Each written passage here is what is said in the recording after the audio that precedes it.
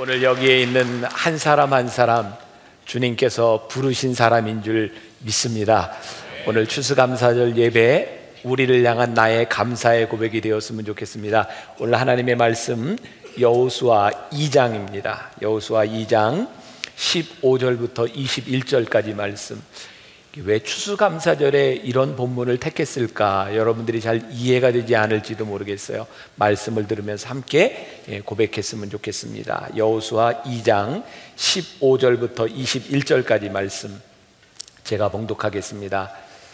라합이 그들을 창문에서 줄로 달아내리니 그의 집이 성벽 위에 있으므로 그가 성벽 위에 거주하였습니다. 라합이 그들에게 이르되 두렵건대 뒤쫓는 사람들이 너희와 마주칠까 하노니 너희는 산으로 가서 거기서 사흘 동안 숨어 있다가 뒤쫓는 자들이 돌아간 후에 너희의 길을 갈지니라.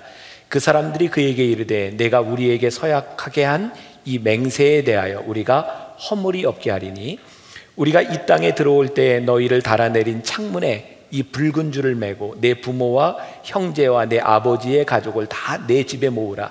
누구든지 내 집 문을 나가서 거리로 가면 그의 피가 그의 머리로 돌아갈 것이요 우리는 허물이 없으리라. 그러나 누구든지 너와 함께 집에 있는 자에게 손을 대면 그의 피는 우리의 머리로 돌아오려니와 내가 우리의 이 일을 누설하면 내가 우리에게 서약하게 한 맹세에 대하여 우리에게 허물이 없으리라 하니 라합이 이르되 너희의 말대로 할 것이라 하고 그들을 보내어 가게 하고 붉은 줄을 창문에 매니라. 오늘 이 말씀이 여러분들에게 동일한 고백과 여러분들의 삶을 바꾸는 말씀이 되기를 주님의 이름으로 축원합니다. 여러분들 중에 아마 아는 분들이 많을 것 같아요. 월드비전이라고 하는 단체가 6.25 이후에 우리나라에서 생긴 구호단체라고 하는 것을, 그리고 그 창시자였던 밥 피어스 목사님이라는 분이 있습니다. 지금도 월드비전 세계회의에 가면 밥 피어스 목사님이 바짝 마른 한 아이를 안고 있는 그런 사진이 있다고 합니다. 바로 저 사진인데요. 저 사진을 보면 사람들이 저 아이가 한국 아이라고 하는 걸 누구도 상상하지 못한답니다. 아니, 한국이 저렇게 못 살았던 때가, 저렇게 가난한 때가 있느냐고. 지금 월드비전에 도네이션을 제일 많이 하는 나라 미국, 카나다, 호주, 그 다음 네 번째가 한국입니다. 한국이 이렇게 하나님 앞에 축복을 받았다고 하는 것, 여러분들이 복된 삶을 누리고 있다고 하는 것을 여러분들이 얼마나 감사하고 있는지 모르겠어요. 노무현 정부 시절에 외무부 장관을 하던 반기문 씨가 지금 유엔의 사무총장이 되었죠.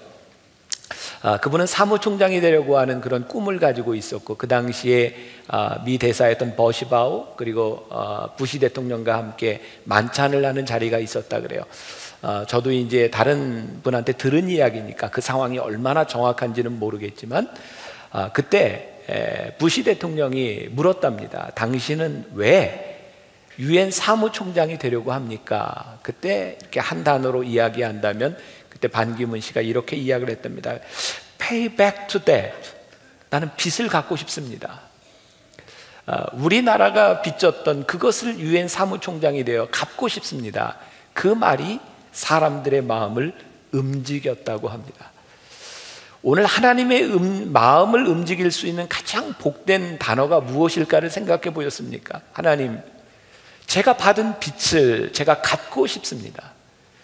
오늘 여러분들이 하나님에게 받은 그 빚이, 그것 때문에 하나님의 은혜를 생각할 수 있는지, 저는 빚진 자의 인생을 사는 것처럼 복된 삶이 없는 것 같아요. 내가 저 사람에게 갚을 빚이 있어. 내가 저 사람에게 빚진 것이 있어. 아마 그렇게 살아갈 수 있다면 정말 은혜를 알고 늘 살아갈 수 있는 그런 삶이 되지 않을까. 오늘 이 본문에 나오는 이 라합이라고 하는 이 여인을 보면 정말 그의 인생에 예기치 않았던 순간에 가장 큰 빚을 갚아야 될 만큼 그런 큰 은혜를 경험하게 된 한 여인에 대한 이야기가 나오고 있습니다. 오늘 본문 말씀을 통해서 여러분이 나중에 더 잘 알고 싶으면 여호수아 2장을 다 한번 묵상해 보세요. 그 이스라엘 민족에 대한 소문이 이미 여리고성에 나 있었어요. 오늘 2장 9절부터 11절까지 말씀 보면 여호와께서 이 땅을 너희에게 주신 줄을 내가 아노라. 너희가 애굽에서 나올 때 여호와께서 너희 앞에서 홍해 물을 마르게 하신 것과 시온과 옥에게 행한 일 곧 그들을 전멸시킨 일을 우리가 들었음이니라. 너희의 하나님 여호와는 위로도 하늘에서도 아래로도 땅에서도 하나님이시니라. 이 고백을 여리고에 있는 사람들이 한 이야기입니다. 라합의 고백입니다. 그들에게 있어서 이스라엘 백성들이 지금 가까이에 와 있고 정탐꾼이 들어와 있다고 하는 것이 얼마나 위험한 일이었고 그들에게 위협이 되는 일이었는지 몰라요. 그래서 그들은 정탐꾼들을 잡아서 죽이려고 했습니다. 그 정탐꾼을 라합이 만난 겁니다. 그런데 이 라합에게 있어서 그 정탐꾼이 그 집에 들어온 것이 위기였을 수도 있지만 그 일이 이 라합에게 굉장히 중요한 기회로 다가오게 됩니다. 라합은 그 정탐꾼들을 통해서 내가 당신들을 알고 당신들이 믿는 하나님을 아는데 내가 당신들을 숨겨줄 터이니 우리의 가족을 살려주세요. 우리들의 삶에 언제든지 위기들은 다가옵니다. 그러나 그 위기가 삶의 기회가 될 수 있는 것, 이것은 누구의 전유물이 아니라 우리들 모두에게 열려져 있는 것입니다. 이 땅 위에 살아가고 있는 모든 사람들 가운데 하나님은 구원받기를 원하시고 그것이 하나님의 마음이라고 우리들에게 말씀합니다. 오늘 이 라합이라고 하는 여인이 오늘 본문에 기생 라합이라고 되어 있는데 히브리서 11장 31절과 야고보서 2장 25절에 기생이라고 하는 이 헬라어의 말이 뭐라고 되어 있냐면 포르네라고 되어 있습니다. 이 말은 매춘부라고 하는 말입니다. 단순히 주막의 주모 같은 그런 여인이 아니라 매춘부였다고 말을 합니다. 우리 하나님께서 그 기생 라합, 매춘부였던 라합에게도 역시 동일한 은혜와 구원의 기회를 주셨다는 겁니다. 제가 지난주에 그런 얘기했죠. 우리 하나님 참 전지전능하신 분, 참 우리 하나님 좋은 분인데 우리 하나님 단점이 하나 있다. 뭐라 그랬죠?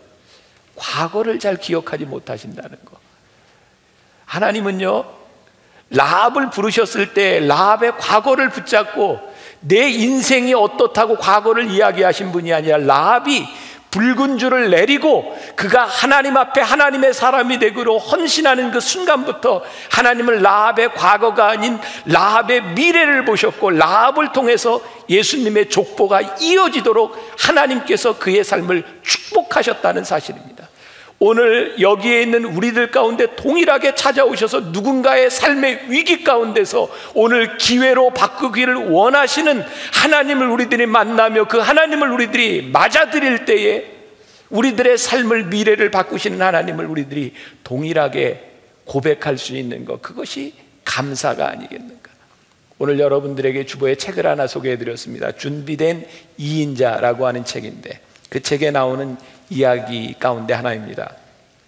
비가 많이 내리는 어느 날 그 미국의 피츠버그에서 있었던 일입니다.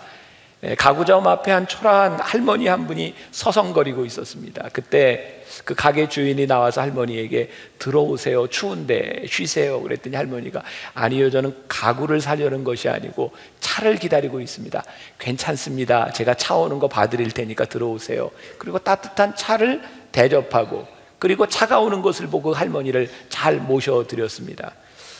그런데 얼마 후에 이 가구점에 편지가 하나 도착했습니다. 미국의 유명한 재벌 그 카네기로부터 온 편지였는데 비 오는 날 당신이 베풀어줬던 그 은혜를 입은 사람이 저희 어머니입니다. 제가 스코틀랜드에 집을 짓는데 그리고 제가 미국에 집을 짓는데 가구를 당신에게 맡길 테니 당신이 이것을 좀 맡아주십시오. 그러면서 외국 속담이 하나 나오는데 참 멋진 속담입니다. 이런 말을 듣고도 감동이 안 되는 사람은 사람이 아닙니다. 이런 말이에요. 낡은 코트자락 밑에 천사의 날개가 감추어져 있습니다. 네. 낡은 코트자락 안에 천사의 날개가 감추어져 있습니다. 천사의 날개가 보이면 누가 못하겠습니까? 문제는 감추어진 그 날개에 낡은 코트를 입은 천사가 수없이 우리 앞을 지나가고 있다는 겁니다. 이와 비슷한 이야기가 하나 있죠. 미국의 유명한 대학 중에 하나가 에머리 대학입니다. 그 대학의 총장이 우리나라의 미 대사로 왔던 레이니 대사입니다. 그분이 학교를 오고 갈 때 늘 그 놀이터에서 혼자 놀고 있는 노인이, 혼자 외로운 노인이 있어서 꼭 그 노인과 함께 이야기를 나눠주고 놀아주었답니다. 수년이 흘러 어느 날 편지가 왔죠. 그 노인은 보이지 않았습니다. 세상을 떠났고 그 노인에게서 온 편지에 보니까 그 노인이 누구였냐면 코카콜라 회사의 오너였습니다. 그 사람이 죽으면서 에모리 대학에 코카콜라 주식을 기부했고, 에모리 대학이 오늘날 좋은 대학이 될 수 있었던 이유 가운데 하나가 코카콜라 주식을 보유하고 있다는 겁니다. 여러분, 참 놀랍지 않습니까? 우리 눈에 보이지 않지만 여러분들 앞에 수없이 많은 날개를 감추고 있는 천사들이 지나가고 있다는 사실을, 라합에게 있어서 그 정탐꾼들이 무엇으로 보였겠습니까? 여리고에 있는 수없이 많은 사람들 가운데 어쩌면 누군가 이런 이야기를 물을 줄은, 왜 라합의 집에 들어갔습니까? 우리 집에 들어오지 않고. 아니요, 그것은 중요한 문제가 아닙니다. 여러분들 앞을 스치고 지나가고 있는 그 누구, 여러분들이 부러워하는 그 누구, 왜 그 사람에겐 이런 좋은 사람이 있습니까? 아니요, 여러분들 앞에도 수없이 많은 사람들이 지나가고 있습니다. 우리가 늘 why, 왜 라고 묻지만 하나님은 아니, 너희들에게 지금 지나가고 있고 내 앞을 스쳐가고 있는 사람들에게 너희들이 어떻게 했는가, how를 우리들에게 묻고 계십니다. 저는 우리가 예수를 믿는 가장 큰 특권 중에 하나는 하나님께서 우리들의 삶을 택하셨고 우리를 인도하시며 우리들 가운데 만나게 하시는 그 만나는 사람들이 얼마나 귀하고, 그들이 우리들에게 천사가 될 수 있는 사람들인데 우리들이 그 만나는 사람들을 얼마나 소중하게 대하고 있느냐를 우리들에게 물으시는 것이 아닐까. 하나님을 믿는다면, 지난 여름입니다. 어떤 그 교단에서 하는 연합 집회가 있었어요. 제가 초청을 받아서 설교를 하러 갔는데 조금 일찍 도착해서 그 큰 콘도 밑에서 저녁을 먹고 가려고 이제 앉았습니다. 근데 저 뒤에서 정말 매너 없이 시끄럽게 술을 먹고 떠드는 사람들이 있었어요. 제가 좀 싫은 표정을 했던 것 같아요. 종업원이 와서 아유 이해하시라고, 저 사람들 저 콘도에 있는 사람들인데 뭐 교회에서 모였대나 뭐 이런 사람들인데 도망 나와서 지금 여기서 술 먹고 저러고 있다. 저는 그 사람들을 바라보며 저 사람들에게 어떤 능력이 있겠는가. 예배를 드리러 모인 사람들 가운데 하나님을 믿는 사람으로서의 표시가 나지 않는 사람들에게 어떻게 하나님의 은혜와 하나님의 감격이 있겠는가. 창피한 이야기입니다. 벌써 10수년 전 저희 교단에서 있었던 일이죠. 목사 안수를 받아야 되는 이제 전도사가 마지막 날 목사 안수를 남겨놓고 여관에서 자면서 기다리고 있는 동안 다방 아가씨를 전화로 불렀습니다. 그리고 성폭행을 하려고 하다가 그게 들켜서 경찰서에 가는 사건이 일어나게 되었고, 그 강원일보 기자가 경찰서에 가서 그 사건을 이렇게 보다가 그 사건을 보고 이제 기사에 내게 된 거죠. 그 사람이 목사 안수를 받고 내려오면서 경찰이 잡아갔습니다. 이런 이야기, 이게 하나님을 믿는 모든 사람들의 이야기는 아니지만 하나님을 믿는다고 하며 예배 드리는 사람들 가운데 일어난 이야기. 하나님을 믿지만 우리들의 삶의 변화와 감격과 능력과 감사가 있는 것이 아니라 하나님을 믿는 것 때문에 수치스러운 이야기. 어떻게 그런 사람들에게 감사가 있을 수 있겠는가? 결국 우리들에게 중요한 것, 우리들이 하나님을 믿기 때문에 어떻게 행동했고, 하나님을 믿기 때문에 우리들이 어떤 신앙의 고백을 했고, 하나님을 믿고 살아계신 하나님을 믿기 때문에 그 정탐꾼들을 숨겨주며 내 인생을 당신에게 맡기겠으니 우리를 구원해달라고 그렇게 이야기했던 라합과 같은 믿음의 고백이 우리들에게 나타나지 않는다면 정말 우리들이 어떻게 감사할 수 있겠는가? 오늘 추수감사절 예배를 드리며 여러분들에게 감사가 없다면 여러분들이 하나님의 사람으로서 여러분들의 삶을 증명할 만한 인생을 살지 못했다는 것이죠. 오늘 우리들이 믿음으로 고백한다면 우리들에겐 정말 믿음의 고백으로 인한 감사가 있지 않겠습니까? 일부 예배를 드리는 동안 넓은 들의 익은 곡, 그 찬송가를 하는데 그냥 감사하더라고요. 그냥 너무 감사합니다. 하나님 감사합니다. 제가 요즘 그런 고백을 합니다. 저 목사 된 지 23년 됐는데 요즘 진짜 목사처럼 사는 것 같아요. 이전에도 목사긴 목사였거든요. 요즘 저 정말 목사처럼 살아요. 그렇게 보이지 않아요? 감사해요. 그 실부 예배 때 그냥 눈물이 나더라고요. 너무 감사해서. 오늘 여러분들의 삶에 정말 감사해서 내가 그 사람을 만난 것이 너무 감사하고, 하나님 나에게 이런 일을 베풀어 주신 것이 너무 감사하고, 내가 믿음으로 이렇게 살아간 것이 너무 감사하고. 라합이 붉은 줄을 내릴 수 있었던 것은 저는 단순한 모험이 아니라고 생각하거든요. 전적으로 하나님을 믿었고 전적으로 하나님을 신뢰했기 때문에 붉은 줄을 내릴 수 있지 않았을까. 여호수아 2장 18절에 보니까 우리가 이 땅에 들어올 때 우리를 달아내린 창문에 이 붉은 줄을 메고 내 부모와 형제와 내 아버지의 가족을 다 내 집에 모으라. 그 정탐꾼을 살려주면서 딜을 하지요. 내가 당신들을 숨겨줄 테니까 하나님이 위대하신 분이라고 하는 걸 아는데 우리를 구원해 주세요. 그랬더니 정탐꾼들이, 그래, 우리들이 이 땅에 쳐들어올 때 너희 붉은 줄을 내리고 너희의 가족들을 거기에 모아라. 우리가 너희를 살려주겠다. 위대한 한 여인의 고백을 통해서 그 가족들이 구원을 받습니다. 그리고 오늘 본문 말씀에 보니까 21절에 라합이 이르되 너희의 말대로 할 것이라 하고 그들을 보내어 가게 하고, 중요합니다, 그들을 보내어 가게 하고 붉은 줄을 창문에 매니라. 여러분들은 성경을 어떻게 보는지 모르겠지만 저는 이 말씀을 묵상하다가 야, 이 정말 기가 막히구나. 믿음이란 이런 거구나. 정탐꾼들이 지금 돌아가면 아마 며칠은 지나야 올 텐데 라합은 그들을 보내고 그 자리에서 붉은 줄을 내립니다. 믿음의 결단이라고 하는 것은, 믿음의 삶을 살아간다고 하는 것은 그때를 바라보며 참고 기다리는 것이 아니라 지금 내 삶의 결단이 일어나는 것입니다.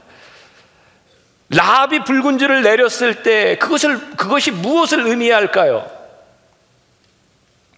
여리고에 있는 사람들이 라합의 집에 찾아와서 거기에 정탐꾼이 있느냐고 묻지 않았습니까?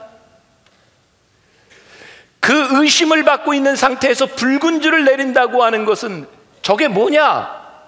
그 여리고에 있는 사람들에게 무언가 특별한 것, 눈에 띄는 것, 사람들이 아마 주목해 보게 되었을 겁니다. 아마 라합에게 있어도 붉은 줄을 내린다고 하는 것은 어떤 의미가 있을까요? 그 줄을 내리면서 그때부터 라합은 기대하지 않았겠습니까? 그들이 언젠가 올 텐데 이 줄을 바라보며 우리 가정을 구원해 줄 텐데, 그 줄을 내리면서부터 라합의 삶에는 기대가 있지 않았겠습니까? 우리들 중에 많은 사람들이 하나님을 믿는다고 하면서도 내가 하나님을 믿는다고 하는 것, 우리를 잘 드러내려고 하지 않습니다. 어떤 사람들은 집에 교패를 다는 것도 참 싫어합니다. 이거 내가 유난스럽게 티내는 것 같다고. 그런데 오늘 말씀을 통해 우리들에게 주시는 도전이 있습니다. 티를 좀 내라는 겁니다. 우리들의 인생에 붉은 줄을 내리라는 겁니다. 내가 하나님을 믿는다고 하는 것 때문에 내가 불편하겠지만, 누군가 우리를 주목해 보겠지만, 그 붉은 줄을 내리면서 내가 특별한 삶을 살아가면서 그 주목됨이 우리를 불편하게 하겠지만 그 불편함으로 인하여 우리들이 감사할 수 있는 일들이 생기지 않겠는가? 오늘 감사절에 저는 여러분들의 감사가 어떤 감사여야 되겠는가? 붉은 줄을 내리고 살아간 것 때문에 너무 불편해서 감사. 붉은 줄을 내리고 살았기 때문에 우리를 구원해 주셔서 감사. 그 붉은 줄을 내렸기 때문에 내 삶에 인내했던 시간들 때문에 감사. 그 붉은 줄을 내리고 하나님의 사람이었기 때문에 사랑해야 됐던 일로, 너무 아프고 힘들었던 일로 인하여 감사. 그것이 붉은 줄을 내리는 감사가 아닐까. 붉은 줄을 내리고 살면 불편합니다. 제가 만나교회 담임되고 얼마 안 돼서입니다. 우리 교인들 중에 몇몇 사람들이 그런 불평을 하더라고요. 뭐 담임 목사가 바뀌더니 목사님 맨날 불러다 놓고 성경 공부시키고 뭐 세미나하고 워크숍하고 뭐 이렇게 미치겠어.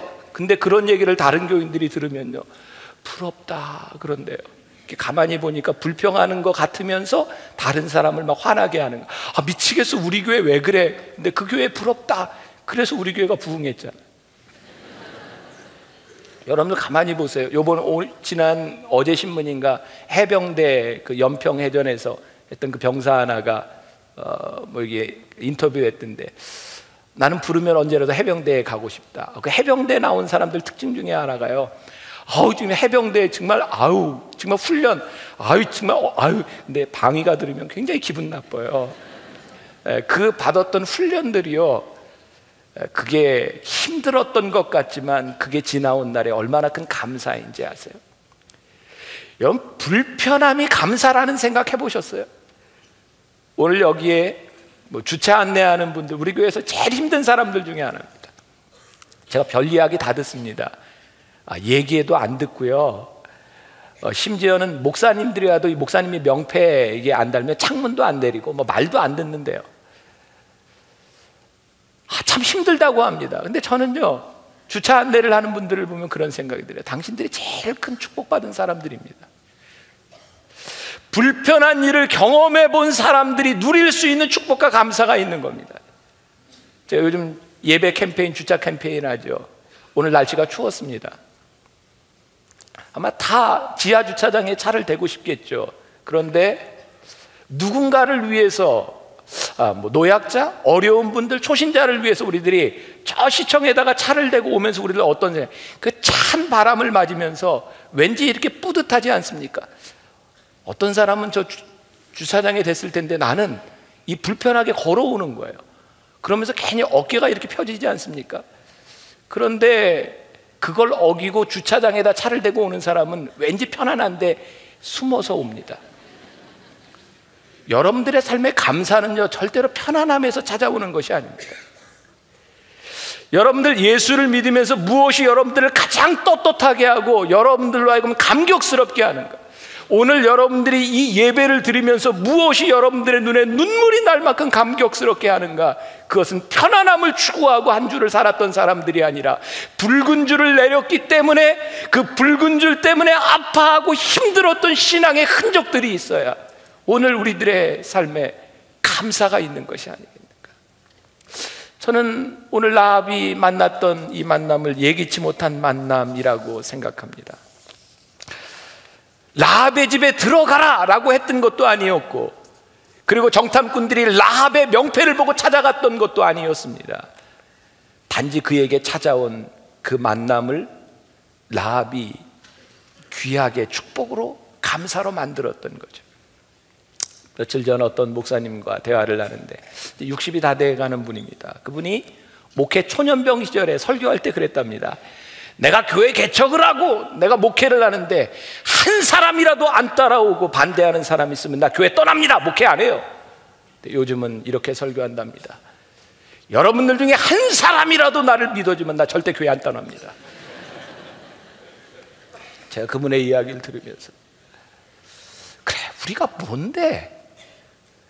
누가 날 다 믿어주고 누가 날 다 따라주고 그래야 될 것 같고, 누군가 나를 힘들게 하면 그냥 하늘이 무너져 내리는 것 같고, 우리의 만남이, 우리들의 살아가는 삶이 왜 맨날 이렇게 불평과 불만이 있는가? 제가 페이스북에 얼마 전에 그런 글을 띄워놨습니다. 우리 인생에 한 사람만이라도 나를 믿어줄 수 있고 한 사람만이라도 나를 따라줄 수 있다고 하는 것이 얼마나 큰 축복인지 아느냐. 예수님에게도 예수님을 배신했던 가룟 유다와 같은 인간이 있었는데, 우리 인생에 우리를 배신하고 우리를 힘들게 하는 사람이 있는 거, 그거 당연한 일 아니냐고. 오늘 우리들이 만나는 그 사람이 우리들에게 가장 소중하고 귀해야 하지 않겠는가? 여러분들이 오늘 만나는 사람, 옆에 있는 사람, 나가서 만날 모든 사람들이 하나님의 인도하심 가운데 만나는 사람, 그 코트 가운데 날개를 접고 있는 그 누군가라고 생각할 때 그 만남이 얼마나 귀하고 감사할 수 있을까? 설교 준비를 하면서 저에게 떠올랐던 그런 하나님의 말씀, 누가 주의 낯을 피하리요? 라는 말이죠. 하나님께서 아담을 부르셨잖아요. 아담아, 내가 어디에 있느냐? 그가 숨었으나 하나님의 낯을 피하지 못했잖아요. 지난 여름에 제가 대전에서 한동대학 영성훈련 트레스디아스를 인도했습니다. 그때 제가 미국에 갔다 오고 하는 중에 굉장히 피곤해서요. 피곤하면 뭐 여러 가지로 나타나지만 이렇게 막 가려움증이 시작이 됐어요. 엉덩이부터 시작해서 막 가렵기 시작하는데 이게 엉덩이를 지나서 조금 민망하게, 상상은 하지 말고요. 이렇게 좀 막 가려워지기 시작. 근데 우리 교회 의사들이 많지만 제가 담임 목사가 우리 교회 의사한테 가서 이렇게 그 피부과에 가서 너무 민망스럽더라고요. 그래서 참고 조금 일찍 갔어요. 일찍 대전에 내려가서 피부과를 찾아갔어요. 그래서 옷을 내리고 여기가 이렇게 가려운데 상상을 하지 마시라 그랬어요. 그래서 이제 막 이렇게 주사 맞고 그 다음에 약 처방 받고 그리고 나가는데 목사님 안녕히 가세요 그러는 거예요. 그래서 아니 어떻게 해? 그랬더니 저 토요일마다 만나교회 예배 CTS로 봅니다 그러더라고요. 그때 제가 누가 주의 낯을 피하리요. 굉장히 민망하더라고요. 제가 말씀 준비하면서 누가 주의 낯을 피하리요. 우리가 살아가면서 만나는 사람 예기치 못한 만남인 것 같지만 하나님이 우리들에게 인도해 주신 그 만남이라고 한다면 그 만남이 정말 귀할 수 있을 때, 우리들이 그 만남을 축복으로 바꿀 수 있을 때 우리들에게 감사. 내년 이맘때 하나님 그 사람을 만나게 해주신 것, 그 사람 때문에 일어난 일들이 얼마나 기쁘고 감사한지, 그 일 때문에 겪었던 그 불편함들이 내 삶에 얼마나 감사한지, 여러분들의 불편함을 인하여 그 사람을 만난 것을 인하여서도 우리들이 감사할 수 있을 때, 우리가 하나님과 함께 동행하는 삶을 살아가는 사람이구나. 오늘 일부 예배 때 여호수아 성가대가 이렇게 찬양하라는데 솔로가 있었습니다. 근데 누가 솔로 하는지 모르겠는 거예요. 마이크만 이렇게 들었죠. 교인들이 그냥 계속 누구지 이렇게 쳐다보더라고요. 근데 참 신기한 거는요, 우리 눈에 보이지 않아도 누군가 부르고 있다는 사실입니다. 소리가 들리는 걸 보면 누군가 부르고 있어요. 여러분들 눈에 보이는 것 같지 않지만 우리들이 살아계신 하나님을 믿고 살아 역사하시는 하나님이 우리 가운데 있음을 우리들이 믿을 때, 그 믿음은 우리들 가운데 일어나는 모든 예기치 못한 만남들 가운데서 우리의 삶을 바꾸어 줍니다. 이게 믿음 아닙니까? 이게 여러분들에게 믿음이 있다면 오늘 그 천사의 날개, 여러분들이 만날 수 있는 주인공이 되지 않겠는가.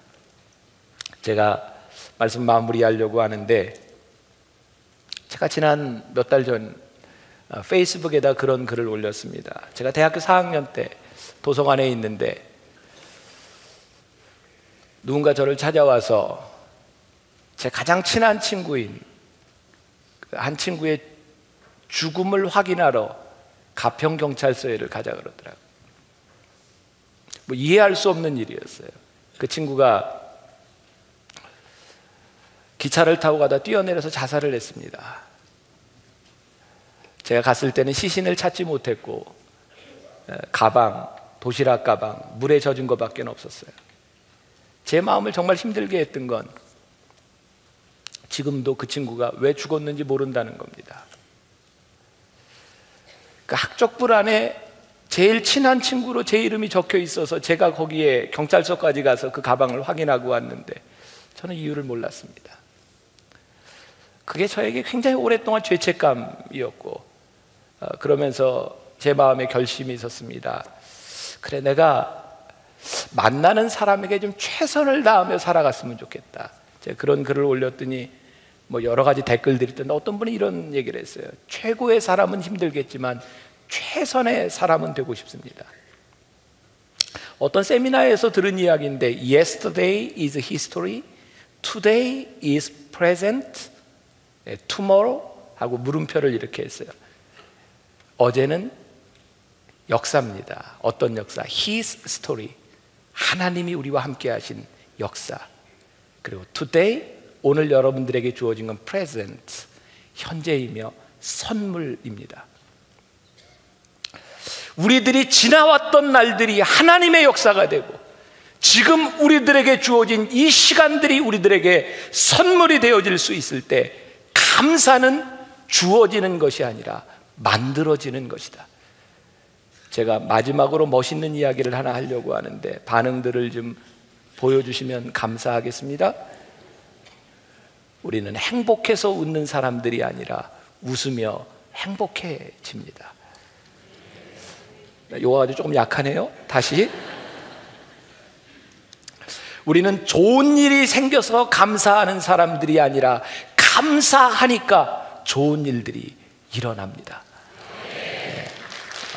우리 믿음의 고백, 사랑하는 여러분, 라합처럼 붉은 줄을 메고 우리들의 삶의 감사의 고백, 정말 내가 살아왔던 인생이 너무 감사하고 만난 사람이 복된 그런 감사의 고백이 여러분들에게 넘치기를 주님의 이름으로 간절히 축원합니다. 이 빗속을 뚫고 이 자리에 나온 여러분들 한 사람 한 사람을 주님의 이름으로 축복합니다.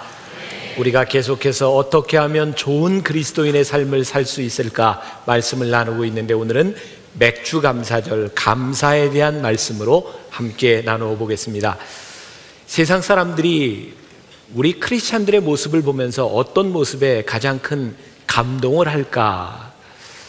우리들은 종종 이런 이야기를 합니다. 우리에게 마음이 있습니다. 그런데 가만히 깊이 생각해 보면 우리의 마음이라고 하는 것들이 사실은 책임을 회피하기 위해서 마음을 이야기할 때가 종종 있는 것 같습니다. 세상 사람들은 우리의 마음을 보기를 원하는 것이 아니라 우리의 삶을 보기를 원한다는 생각을 합니다. 오늘 유엔젤 보이스가 이게 찬양을 하면서도 여러분들이 이렇게 어떤 것을 찬양만 들은 것이 아니라 이 사람들의 모습을 보았을 겁니다. 옷이 보니까 어디서 낯익죠? 앙드레 김이 디자인한 옷을 모르는 거 괜히 얘기해서 제가 이거 제가 지난 2주 전인 것 같습니다. CBS에서 녹화를 하는데 분장실에서 한참을 기다리게 됐습니다. 앞 순서가 잘 안 끝나서 아나운서하고 코디하고 같이 뭐 이런저런 이야기를 하고 있다가 저한테 계속 그러는 거예요. 이 TV에 나오는 그 목사님 중에 목사님처럼 이렇게 옷을 잘 입는 사람이 드뭅니다. 뭐 이런 이야기를 하면서 저한테 이 코디를 누가 했냐고 그러는 거예요. 아니, 저는 코디해 주는 사람 없습니다. 제가 그 정연아 씨가 쓴 행복한 크리스천들에겐 표정이 있다, 그 책에 보면 옷을 입는, 어떻게 매칭을 할 것인가 이런 것들이 있는데 그냥 저 나름대로 그냥 책도 보고 공부도 하고 그렇게 입습니다 라고 이야기를 하는데, 그 진행하는 김필원 아나운서라고 하는 사람이 그런 얘기를 해요. 대학을 다니던 시절에 그 복음을 전하는 CCC 혹은 내비게이터 이런 그룹들이 이렇게 복음을 전하는데, 그 열심히 복음 전하는 사람들이 보면 되게 그 양복을 입을 때는 이렇게 흰 면양말을 안 신는 거 뭐 이런 거 정도는 예의고 이런데, 그런 거 전혀 가리지 않고 복음은 열심히 전하는데 좀 이렇게 잘 맞춰 입지 않는 것 같더라는 거예요. 그래서 한 번은 이야기를 했답니다. 그 복음을 전하는 것도 좋은데 왜 옷을 그렇게 입니? 그랬더니 대답을 하기를, 하나님은 우리 중심을 보시잖아. 그렇게 대답을 하더래요. 그래서 김필원 아나운서가 다시 이렇게 이야기를 했답니다. 그래, 하나님만 우리의 중심을 보시지 사람들은 우리의 겉모습을 보잖아. 제가 그 얘기를 들으면서요, 굉장히 의미 있게 들었습니다. 우리는 늘 우리의 중심, 우리의 마음, 이렇게 신앙생활을 하면 된다라고 생각하지만 세상 사람들은 우리의 모습을 보면서 우리의 신앙을 보고 우리의 모습을 보면서 하나님을 바라보게 된다는 거죠. 그런데 우리의 신앙이 가장 잘 드러나고 우리가 누구이고 하나님이 누구이신지가 가장 드러나는 것 한 가지를 이야기한다면 그것은 감사하는 삶이다. 우리 크리스찬들이 감사하는가 그렇지 않은가를 바라보며 세상 사람들은 우리를 바라보게 돼 있어요. 오늘 날씨도 이렇게 비도 오고 그러는데 멋진 여인을 한번 우리들이 봤으면 좋겠습니다. 사진에 누군지 아시죠? 오드리 헵번. 세계 그 3대 영화 배우로, 여배우로 꼽히는 그런 영화 배우입니다. 오드리 헵번이 63세의 나이로 조금은 일찍 세상을 떠났습니다. 췌장암으로. 그녀의 학력은 초등학교를 졸업한 것이 전부입니다. 유럽 사회에서 아주 고고하게 고상하게 알려진 그런 여인, 어쩌면 영화배우로서의 아름다운 그런 것보다는 인생을 아름답게 살았던 사람으로 그렇게 알려져 있습니다. 그녀의 삶이 평탄하지 않았습니다. 첫 번째 결혼한 남자는 이혼한 경력이 있는 12살의 연상의 남편이었고, 또 이혼을 하고 두 번째 결혼한 남편은 자신의 팬이었지만 역시 곧 헤어지게 됩니다. 두 남자에게서 두 아들을 두었던 이 오드리 헵번은 그 다음 결혼하지 않습니다. 그리고 유니세프의 친선 대사로 평생을 살아갑니다. 얼마나 이 여인의 삶이 아름다웠는지 1993년 3월에 아카데미 시상식에서 이 여인에게 인도주의 상을 시상하려고 계획했지만 불행하게도 1993년 1월에 이 여인은 세상을 떠납니다. 이 여인이 남겨진 아들들에게 주었던 글이 있습니다. 제가 잠깐 읽어드리겠습니다. 아름다운 입술을 가지고 싶으면 친절한 말을 해라. 아름다운 눈을 갖고 싶으면 사람들에게 좋은 점을 봐라. 날씬한 몸매를 갖고 싶으면 너의 음식을 배고픈 사람과 나누어라. 아름다운 머리카락을 갖고 싶으면 하루에 한 번 어린이가 손가락으로 너의 머리를 쓰다듬게 하라. 아름다운 자세를 갖고 싶으면 결코 너 혼자 걷고 있지 않음을 명심하라. 사람들은 상처로부터 복구돼야 하고, 낡은 것으로부터 새로워져야 하고, 병으로부터 회복되어져야 하고, 무지함으로부터 교화되어야 하며, 고통으로부터 구원받고 또 구원받아야 한다. 결코 누구도 버려서는 안 된다. 기억하라. 만약 도움의 손이 필요하다면 너의 팔끝에 있는 손을 이용하면 된다. 내가 더 나이 들면 손이 두 개라는 것을 발견하게 된다. 한 손은 자신을 돕는 손이고 다른 한 손은 다른 사람을 돕는 손이다. 이 오드리 헵번을 생각하면 그 영화의 아름다움, 그것도 참 중요하지만 삶이 아름다웠던 사람으로 기억이 됩니다. 오늘 맥주 감사절을 지나가면서 누군가가 여러분들을 기억할 때, 우리 그리스도인들을 생각할 때 정말 우리의 삶이 아름다웠다고, 우리의 삶이 그리스도인다웠다고 기억할 수 있는 그런 사람, 또 그런 교회가 되었으면 좋겠다는 생각을 합니다. 맥주 감사절에 대한 의미, 맥주 감사절은 이스라엘 백성들에게 있어서 굉장히 중요한 절기인데, 초실절 처음 추수하고 나서 7주 동안 계속해서 추수를 하고 마지막 추수가 끝나는 77이 49 끝나고 마지막 50일째가 되는 날을 축제로 지냈습니다. 그래서 이 날을 맥추절이라기도 하기도 하고 오순절이라고 부르기도 합니다. 오순절 그러면 우리들에게 기억나는 것이 예수님이 부활 승천하시고 난 이후에 제자들이 오순절에 성령을 체험하고 교회가 세워집니다. 그래서 이 맥추절은 단순한 감사주일로도 우리들이 지키지만 어쩌면 교회가 시작된 그런 의미를 가지고 있는 아주 중요한 날이기도 합니다. 이 맥추절을 기념하는 오늘 제가 여러분들에게 또 한 번 강조해서 드리고 싶은 말씀이 있습니다. 감사는 우리 그리스도인들에게 특권이라는 사실입니다. 여러분, 이 감사의 특권은 아무나 누리는 것이 아닙니다. 감사의 특권은 믿음을 가지고 하나님을 기억하는 사람만이 언제든지 누릴 수 있는 특권, 그것이 은혜임을 잊지 말아야 합니다. 저에게 있어서 제일 어려운 사역 중에 하나를 들라 그러면 사실은 결혼 주례입니다. 결혼 주례를 요즘은 제가 그냥 아예 정해놓고 한 주에 딱 한 부분만 하는 걸로 이렇게 결정을 해놓고 결혼 주례를 하는데, 그럼에도 불구하고 결혼 주례를 하려고 이렇게 서 있으면 열심히 신앙생활을 하는 사람들은 지난주에 있던 사람이 이번 주에도 앉아있고 또 그 다음 주에도 앉아있을 것 같고, 제 결혼 주례를 수십 번 들은 사람도 있을 거예요. 그래서 제가 결혼 주례를 한번 바꿔보려고 그랬습니다. 듣는 사람이 너무 지루할까봐 결혼 주례를 바꿔봐야 되겠다, 그렇게 생각을 했는데 아니더라고요. 결혼 주례는 그 하객들을 위해서 하는 것이 아니라 그 결혼하는 사람들을 위해서 하는 거기 때문에 아무리 또 들어도 제일 중요한 말을 하지 않으면 안 되겠다는 생각이 들더라고요. 그래서 결혼 주례는 안 바꾸고 계속 똑같은 것을 합니다. 왜? 제일 중요하기 때문입니다. 감사절기를 지나면서 목회자인 저에게 참 쉽지 않습니다. 추수감사절, 맥주감사절이 매년 옵니다. 제가 만나교회에서 지금 담임 목사를 8년째 하고 있으니까 이 감사에 대한 절기설교를 16번 했을 겁니다. 여러분들이 어떻게 느끼는지 모르지만 감사에 대한 이야기는 변하지 않습니다. 하나님 앞에 감사라고 하는 이야기를 무슨 말로 또 다시 할 수 있겠습니까? 감사는 감사일 뿐입니다. 그런데 그것이 우리들에게 정말 중요하기 때문에 제가 오늘 여러분들에게 또 이 말씀을 나누지 않고는 안 되는 거죠. Jesus Today라고 하는 잡지의 시편으로 여는 묵상 가운데 나오는 이야기입니다. 평생을 바다의 인명구조원으로 성실하게 살았던 사람이 명예퇴직을 하게 됩니다. 정년퇴직을 하게 되는데 그 사람을 치하하고 파티가 열렸습니다. 그때 친구가 묻습니다. 자네는 평생 인명구조원으로 이렇게 이름을 날리고 존경스럽게 퇴직을 하는데 몇 사람이나 구했는가?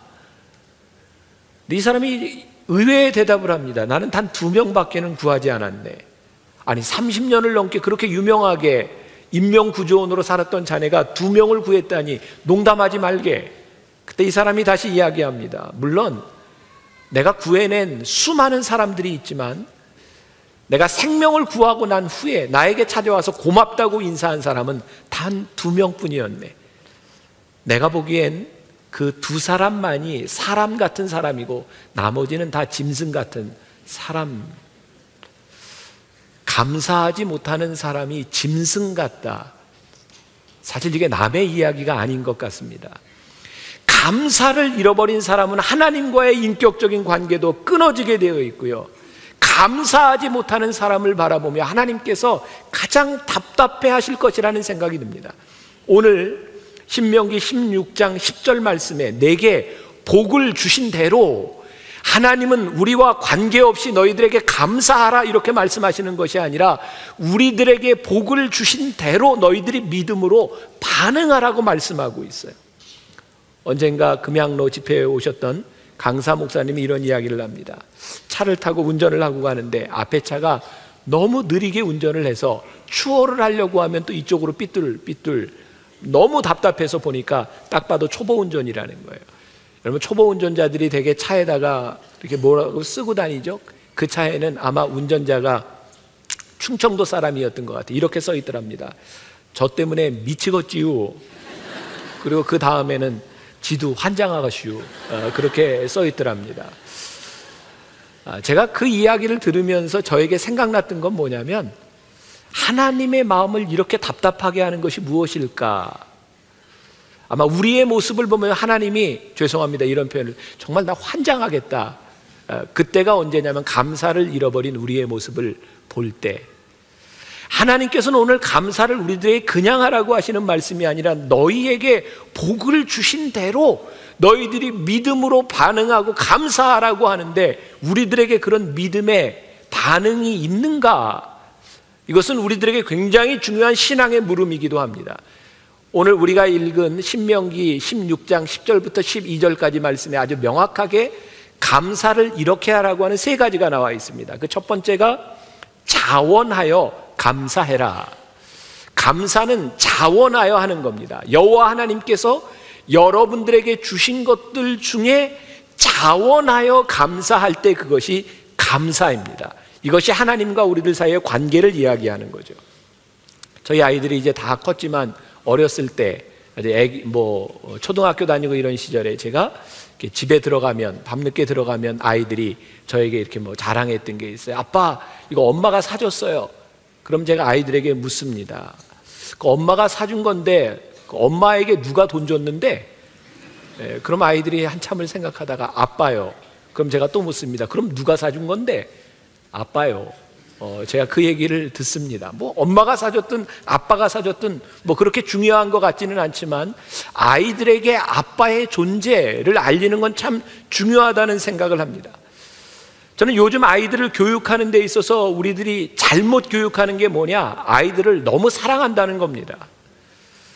우리들이 사랑하는데 그 사랑함으로 인하여 아이들에게 받아야 될 부모로서의 존경과 부모로서의 대우를 받지 않는 사랑은 그 아이들을 잘못 가게 만드는 겁니다. 하나님께서 왜 이 성경에 우리를 사랑하시며 자신의 아들 독생자까지 우리들에게 주셔서 우리를 사랑하셨음에도 불구하고 왜 우리들에게 감사하라고 말씀하는가? 하나님은 오늘 우리들에게 우리와 인격적인 만남과 인격적인 관계를 갖자고 원하시는 겁니다. 제가 아이들 클 때 키우면서 저희는 집에 특별한 음식을 하거나 맛있는 게 생기면 꼭 그렇게 얘기했던 기억이 납니다. 엄마 아빠가 먼저 먹고 너희들이 먹는 거야. 그리고 아이들에게 이렇게 맛있는 게 있으면 엄마 아빠가 먼저 먹어야 돼, 너희가 먼저 먹어야 돼 라고 묻습니다. 엄마 아빠가 먼저 먹어야 되는 이유, 너희들 엄마 아빠보다 오래 살 거야, 너희들 먹을 날 많아, 그러니까 이건 엄마 아빠가 먼저 먹어야 돼. 그리고 엄마 아빠가 먼저 먹고 아이들을 먹게 합니다. 제가 특별히 나쁜 부모가 아니라 제 마음 가운데도 아이들에게 맛있는 것을 먹이고 싶은 마음이 있습니다. 그러나 아이들이 그냥 맛있는 것을 먹는 것이 중요한 것이 아니라 그 아이들이 예의를 갖추고 자라나야 나중에 부모와 자식 간의 관계가 올바로 되는 겁니다. 하나님이 여러분들에게 사랑을 베푸실 때 그냥 사랑을 베푸시는 것이 아니라 너희와 나와의 인격적인 만남과 관계를 분명히 하자고 말씀하는 거예요. 부모님의 생일에 기념일에 아이들에게 선물을 받아야 합니다. 여러분들 안 하면 가르쳐야 하는 겁니다. 그 돈이 누구에게서 나가는 겁니까? 부모에게서 나가는 것임에도 불구하고 자녀들에게서 선물을 받아야 합니다. 왜? 자녀는 부모를 공경하는 것을 알아야 올바로 자라날 수 있기 때문에 그렇습니다. 하나님께서 오늘 성경을 통해서 우리들에게 가르치시는 겁니다. 너희들에게 그냥 막무가내로 하나님께 드리라고 하는 것이 아니라 너희들이 받은 복이 있거든 너희들이 받은 복을 생각하며 너희들이 자원하여 하나님께 드려라. 너희들이 가지고 있는 것의 주인, 그것을 너희들에게 주신 분이 누구인지를 너희들이 분명히 알아야 한다고 우리들에게 가르치시는 겁니다. 우리가 잘 아는 찬송가가 있습니다. 내 주여 뜻대로 행하시옵소서. 많이 들어보셨을 거예요. 이 찬송을 작사한 분이 벤자민 슈몰크라고 하는 독일의 목사님입니다. 독일의 30년 전쟁, 신주와 구교 간에 아주 치열한 전쟁이 끝나고 어려웠던 시절에 이 벤자민 슈몰크 목사님은 열심히 사역을 하다 얻은 병이 있었습니다. 백내장도 걸렸고 육신이 견디기 힘들 만큼 어려운 그 몸을 가지고 하루는 먼 곳에 신방을 하고 돌아왔습니다. 돌아왔을 때 깜짝 놀라게 된 일은 교회 사택이 다 타서 재가 돼버린 겁니다. 아들 둘을 남겨놓고 왔는데 이 아들들이 어떻게 됐는지 궁금했어요. 잿더미를 들춰보았을 때 사랑하는 두 형제 아들이 꼭 껴안은 채 새까맣게 재가 돼서 죽어 있었습니다. 벤자민 슈몰크 목사님은 그 상황 가운데서 아무 말도 할 수가 없었습니다. 그리고 그때 침묵 가운데서 하나님 앞에 드렸던 시가 바로 내 주여 뜻대로 행하시옵소서. 내 몸과 영혼을 다 주께 드리니 이 세상 고락간 주 인도하소서. 아들이 세상을 떠난 아픔을 가지고 내 주여 뜻대로 행하시옵소서. 주님, 내 아들의 생명이 나의 것이 아님을 고백합니다. 여러분들이 가지고 누리고 내 것이라고 생각하는 것 중에 여러분들의 것이 무엇이 있습니까? 하나님이 거두어 가버리면 아무것도 존재하지 않을 이 세상에서 우리들이 살아가면서 우리들에게 주신 것을 감사함으로 고백하지 못하고 살아가는 우리들에게 가르치시는 겁니다. 내가 너희들에게 준 것을, 너희들이 받은 복을 너희들이 믿음으로 생각해 보아라. 벤자민 슈몰크 목사님의 마음을 가지고 같이 한번 찬송해 보았으면 좋겠습니다. 내 주여 뜻대로 행하시옵소서. 내 주여 뜻대로 행하시옵소서. 온 몸과 영혼을 다 주께 드리니 이 세상 고락한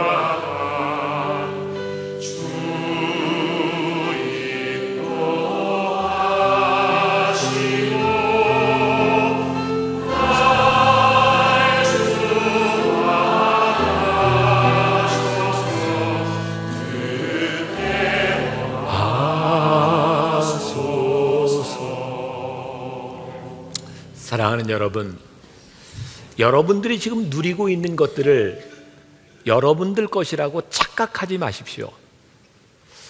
이번 한 주간 제가 1, 2부 예배 때는 이런 이야기를 하지 않았는데 제가 조금 힘들었습니다. 지난 3달 동안 제가 무척 건강했거든요. 정말 살겠더라고요. 안 아프니까. 열심히 이렇게 뛰어다니면서 일을 했는데 주변에서 자꾸 그런 얘기가 들리더라고요. 저러다 아프지, 저러다 아프지. 그러다가 제가 또 이렇게 이제 과로하고 이래서 이석이 생겼어요. 그러니까 이제 팽 도는 거죠. 이게 돌고 나니까 후유증이 생기고 어지럽고 굉장히 힘이 듭니다. 사실 오늘도 제가 지금 굉장히 힘들게 여기 서 있어요. 주변에서 아프면 위로를 해줘야 되는데 제가 아프다 그랬더니 거 봐라, 그럴 줄 알았다. 반응이 이렇게 나와요. 자, 하나님한테 그런 불평을 했습니다. 하나님, 저 다른 짓 하는 것도 아니고요. 저 열심히 정말 기쁘게 사역하고 있는데 저에게 이렇게 건강 좀 주시면 안 됩니까? 저 좀 안 아프게 정말 이렇게 좀 쌩쌩하게 일을 좀 하면 안 됩니까? 근데 하나님께서 저에게 그런 마음 주시더라고요. 내가 너에게 쉼표 한번 찍어줬다. 그리고 제가 아프지 않으면 건강에 대한 감사를 알지 못할 것 같고, 제가 아프지 않고 건강하면 제 마음대로 쌩쌩 달릴 것 같으니까 하나님이 알아서 한 번씩 이렇게 탁탁 찍어주시는, 이게 내 것이 아니구나. 우리들이 지금 누리고 있는 너무나 당연하게 생각하는 것들이 내 것이 아니구나.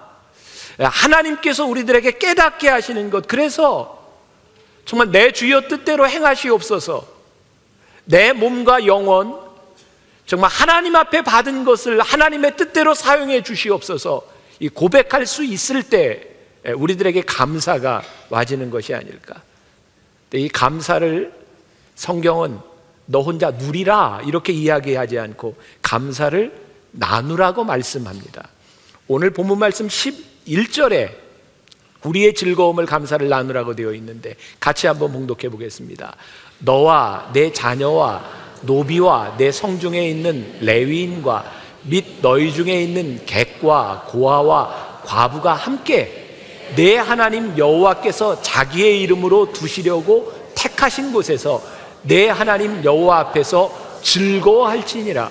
오늘 저 말씀 중에 노랗게 되어 있는 부분, 저 부분에 여러분들이 주목해 보십시오. 내 하나님 여호와께서 자기의 이름을 두시려고 택하신 곳에서, 영어 성경에 보니까 저 부분을 sanctuary, 성전이라고 표현하고 있습니다. 우리들에게 주신 감사를 즐거워하라고 말을 하는데 어디에서? 성전에서. 누구와 함께? 하나님의 도우심이 필요한 과부와 고아와 레위인과 또 객이 된 자들, 이방인들과 함께 너희들이 성전에서 너희의 즐거움을, 너희의 감사를 함께 나누라고 말씀합니다. 몇 가지를 같이 생각해 볼까요? 레위인과 함께 나누라고 하는 이 말씀이 무슨 의미일까요?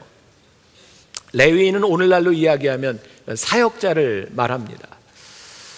저희 교회가 이제 규모가 커지면서 제가 여러분들과 함께 신방을 한다거나 이런 일들이 참 쉽지 않습니다. 그러나 제가 한 가지 정말 하나님 앞에서 제가 솔직하게 이야기할 수 있는 것이 있습니다. 지금까지 저에게 신방을 요청한 분들에게 제가 한 번도 거절해 본 적이 없다는 겁니다. 이제는 아마 여러분들이 신청을 해도 제가 거절은 안 하겠지만 꽤 시간이 오래 걸릴 겁니다. 여러분들에게는 또 교구 목사님들이 계세요. 제가 지금까지 살아오면서 교인들과 함께 감사를 나누는 일, 그게 참 얼마나 귀한 일인가를 생각합니다. 근데 종종 우리 주변에서 그런 사람들을 봅니다. 왜 신방을 오지 않는가? 왜 우리들의 즐거움에 함께 참여하지 않는가? 오늘 성경이 우리들에게 가르칩니다. 너희들이 함께 해라. 너희들의 즐거움과 감사를 나눌 수 있도록 요청해라. 너희들이 레위인과 함께 교회 사역자와 목회자와 함께 그것을 나누는 것이 너희들에게 얼마나 소중한 일인지 아는가. 여러분들의 삶에, 여러분들의 인생에 제일 중요하고 기쁘고 감사한 순간에 하나님의 일을 하고 있는 목회자와 함께 예배드리며 감사를 나누는 일들이 얼마나 귀한 일인지를 깨달아 알라고 우리들에게 말씀합니다. 또 오늘 우리들에게 외국인들과도 너희의 감사를 즐거움으로 나누라고 이야기합니다. 요즘 사람들이 종종 교회를 향해 그런 이야기를 합니다. 교회에서 왜 이렇게 헌금 이야기를 합니까? 저는 그런 이야기를 하고 싶습니다. 헌금 이야기를 하는 것이 중요한 것이 아니라 그 헌금이 어떻게 쓰여져야 되는지를 분명하게 이야기할 수 있어야 한다. 저희 교회에 가장 감사한 일, 부활절 헌금을, 생명을 살리는 일이 무엇일까 고민하며 말라리아로 죽어가는 사람들에게 헌금을 다 보낸 일, 우리들이 주일헌금을 통해서 어려운 일을 당한 사람을 만날 때 도와주는 일, 일본의 그런 대지진이 겹쳤을 때 우리가 헌금을 해서 그대로 가지고 그 일을 가지고 도울 수 있는 일, 여러분 OECD 국가 중에 우리나라가 유일하게 도움을 받는 수혜국에서 도움을 줄 수 있는 공여국으로 유일하게 존재하는 나라가 우리나라라는 사실을 여러분들 아십니까? 우리가 가지고 있는, 우리가 지금 누리고 있는 이 축복이 인류 역사상 유례를 바라볼 수 없는, 전쟁 이후에 우리가 누리고 있는 이 축복이 얼마나 큰 것인지를 여러분들 아십니까? 우리들이 누렸던 것, 우리들이 받았던 것을 한번 생각해 보세요. 제가 유학 시절 그렇게 여유 있는 생활을 하지 못했습니다. 유학 가서 얼마 되지 않았을 때입니다. 우리 애가 얼마나 장난이 심했는지 막 뛰어다니다가 넘어졌는데, 탁 넘어지면서 그 변기에다가 이 두 개를 이렇게 콱 쪘어요. 보니까 변기가 이렇게 깨질 정도로 이가, 얼마나 아팠겠습니까? 근데 병원에 못 데려갔어요. 치과에 가면 돈이 많이 나올까 봐. 그래서 나중에 병원에 데려갔더니 이미 신경이 다 죽어 있어서 이가 다 빠지고 나올 때까지 새카맣게 죽어서 이렇게 이빨이 있었어요. 제가 이렇게 쉽지 않은 그런 유학 생활을 할 때 갑자기 제 아내가 밤에 응급실로 실려가게 되었습니다.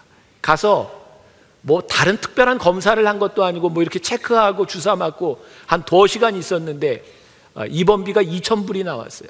그 당시에 저에게는 굉장히 큰 돈이었습니다. 이 돈을 낼 방법이 없었어요. 근데 병원에서 제가 유학생이라는 이야기를 듣고 병원비를 한 푼도 받질 않았습니다.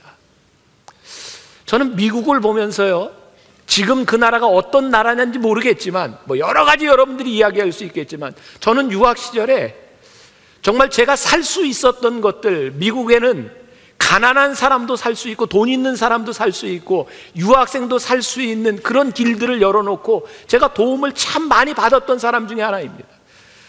근데 저보다 저 윗세대 사람들, 처음 이민을 갔던 그 땅에서 살았던 사람들이 미국 땅에서 받았던 그 혜택을 한번 생각해 보세요. 오늘날 우리나라에 정말 많은 외국인들이 들어와 살고 있습니다. 우리들이 받았던 혜택을 생각한다면 지금 이 땅에 들어와 있는 외국인들을 향해 우리들이 행하고 있는 일들이 정말 하나님 앞에서 이게 올바른 일들인가?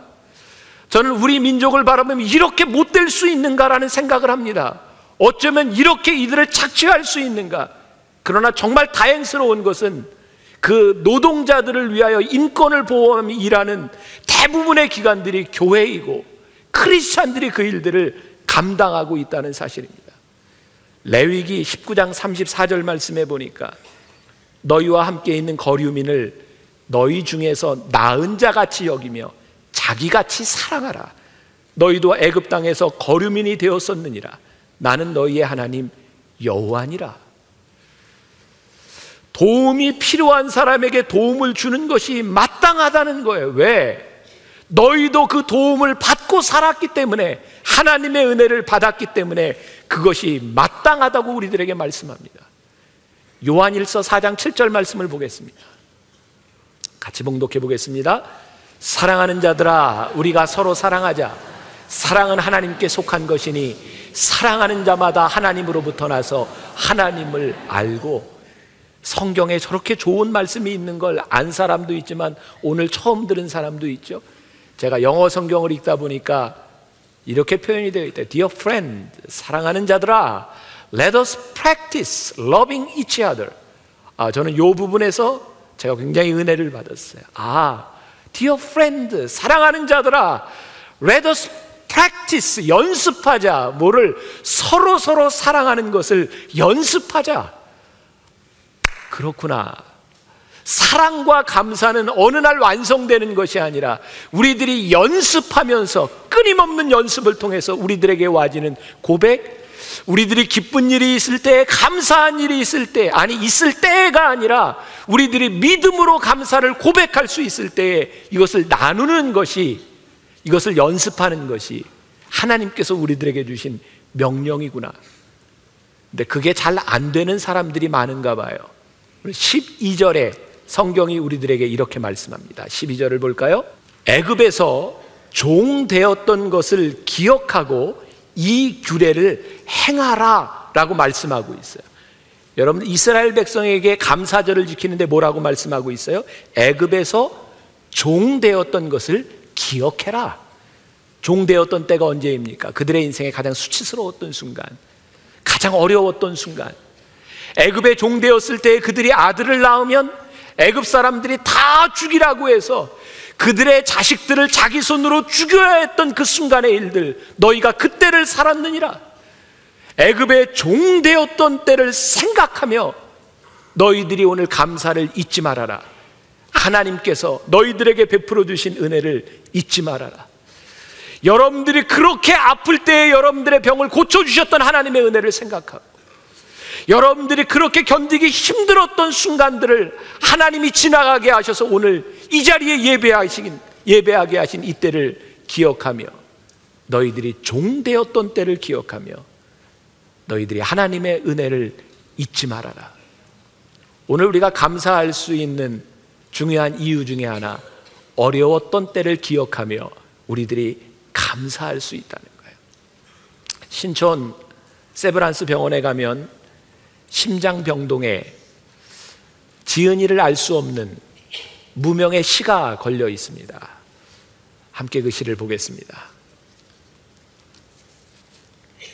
주님, 때때로 병들게 하심을 감사합니다. 인간의 약함을 깨닫게 해주시기 때문입니다. 가끔 고독의 수렁에 내던져 주심도 감사합니다. 그것은 주님과 가까워지는 기회입니다. 일이 계획대로 안 되게 틀어주심도 감사합니다. 그래서 나의 교만이 반성될 수 있습니다. 아들, 딸이 걱정거리가 되게 하시고 부모와 동기가 짐으로 느껴질 때에도 있게 하심을 감사합니다. 그래서 인간된 보람을 깨닫기 때문입니다. 먹고 사는데 힘겹게 하심을 감사합니다. 눈물로써 빵을 먹는 심정을 이해할 수 있기 때문입니다. 불의와 허위가 득세하는 시대에 태어난 것도 감사합니다. 하나님의 의가 분명히 드러나기 때문입니다. 땀과 고생의 잔을 맛보게 하심을 감사합니다. 그래서 주님의 사랑을 깨닫기 때문입니다. 주님, 감사할 수 있는 마음을 주심을 감사합니다. 우리는 가능성이 있습니다. 세브란스 병원에 걸려있는 저 무명의 시, 저 세브란스 병원은 우리나라 최초의 의료 선교사인 알렌 선교사로부터 시작이 됩니다. 처음에 지어졌던 이름이 광해원이었고, 그리고 후에 재중원이라고 이름이 바뀌게 됩니다. 그리고 그곳에서 공식적인 최초의 개신교 선교사인 언더우드 목사님이 사역을 하기도 합니다. 후에 미국의 세브란스라고 하는 사람으로부터 후원금을 받아 새롭게 병원을 짓게 되었고, 그 병원이 세브란스로 불리우게 됩니다. 병원이 세워지고 많은 조선 사람들이 무료로 치료를 받았습니다. 이 병원에 가면 공짜로 치료해 준다는 소문이나 전국의 거린들이 몰려들기 시작했습니다. 120여 년 전 이 척박한 땅에 복음이 전해지기 위해 선교사들이 병원을 세웠고, 낯선 사람의 후원으로 많은 이 땅의 조선 사람들이 혜택을 누리게 됩니다. 세브란스가 후원금과 함께 보냈던 글이 있습니다. 받는 당신의 기쁨보다 보내는 나의 기쁨이 훨씬 더 큽니다. 이렇게 하나님의 사랑과 은혜를 경험했던 누군가를 통해서 우리가 받았던 사랑과 은혜, 지금 우리나라의 의료 수준은 미국이나 유럽의 어떤 나라보다도 수술을 더 잘하는 의료 수준에까지 올라와 있습니다. 최고의 수준을 가지고 있습니다. 암을 고치는 것도 이제 우리나라가 가장 잘 나는 나라 중에 하나라고 이야기를 합니다. 그런데 그 시작이 내가 누리는 기쁨보다 도와주는 기쁨이 더 크다고 하는 것을 깨달았던 한 신앙인을 통하여 이 땅 위에 병원이 세워지고 그런 일들이 이루어질 수 있었다는 사실입니다. 이번 맥주 감사절을 통해 그런 기대와 그런 꿈을 꿔봅니다. 우리가 믿음으로 드렸던 이 감사의 예물들을 통해서 지금 어디인지 모르지만 이제 우리 선교팀들이 함께 가게 될 그 아프리카와 카자흐스탄과 그리고 북방 지역에 그 누군가에게 뿌려졌던 이 씨앗이 30년, 50년, 100년 후에 누군가를 통해서 우리들에게 이런 감사의 고백을 통해 우리가 이런 감사를 또 누리게 되었노라고, 이런 감사가 확산되고 열매를 맺을 수 있을 때 정말 우리가 감사절을 감사하며 보낼 수 있지 않을까. 오늘 여러분들에게 잃었던 감사가 회복되기를 소원하고, 오늘 여러분들이 종되었던 때, 여러분들 인생에 가장 수치스러웠던 때를 기억하며 오늘 하나님 앞에 드리는 감사의 고백이 있기를 주님의 이름으로 간절히 소원합니다. 오늘 우리들이 함께 이제 여름에 사역을 하며 떠나가야 될 많은 우리 선교팀들, 물론 각자 사역이 있어서 다 나오지 못하겠지만 함께 축복하며 우리들이 기도하며 함께 격려하는 시간을 가지려고 합니다.